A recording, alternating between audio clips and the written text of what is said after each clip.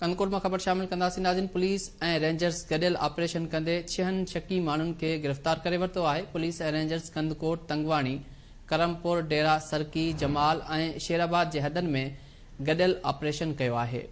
Police मूजिब शहीद उस्ताद अल्लाह रखियो निंदवाणी ऐं शहीद एहलकार मोहम्मद इस्माइल डाहाणी जे कातिलनि जी गिरफ़्तारी लाइ ऑपरेशन कयो वियो। खबरों ते पहुचायूं पिया। कंदकोट में पुलिस ऐं रेंजर्स गडियल ऑपरेशन कंदे 6 शकी माण्हुनि खे गिरफ़्तार करे वरितो आहे। पुलिस ऐं रेंजर्स कंदकोट, तंगवाणी, करमपुर, डेरा सरकी, जमाल ऐं शेराबाद जे हदनि में गडियल ऑपरेशन कयो आहे। पुलिस मूजिब शहीद उस्ताद अल्लाह रखियो निंदवाणी ऐं शहीद एहलकार मोहम्मद इस्माइल डाहाणी जे कातिलनि जी गिरफ़्तारी लाइ ऑपरेशन कयो वियो। इन जा वधीक तफ़सील मालूम कंदासीं। रशीद सुमरो असांखे जॉइन कयो आहे। रशीद, छा तफ़सील आहिनि? आज बिल्कुल कंदकोट तंगवानी में अगवा शहीद थियल उस्ताद अल्लाह रखियो निंदवाणी ऐं शहीद थियल पुलिस एहलकार मोहम्मद इस्माइल डाहाणी जी कातिलनि जी गिरफ़्तारी लाइ मुसलसल ऑपरेशन हलंदड़ आहे।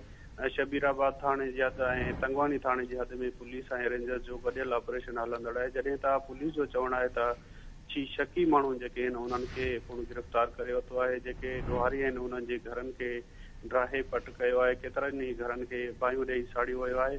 जॾहिं त SSP बशीर अहमद गिरोही जो चवणु आहे त जेके बि शहीद जा कातिल आहिनि उन्हनि खे जल्द गिरफ़्तार कयो वेंदो। जेके ॾोहारे आहिनि उन्हनि जो ख़ात्मो कयो वेंदो। पुलिस ऐं रेंजर जो गडियल जी ऑपरेशन हलंदड़ आहे।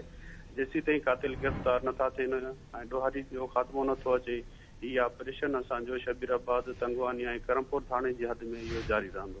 जी, वॾी महिरबानी रशीद सुमरो तफ़सीलनि जे लाइ।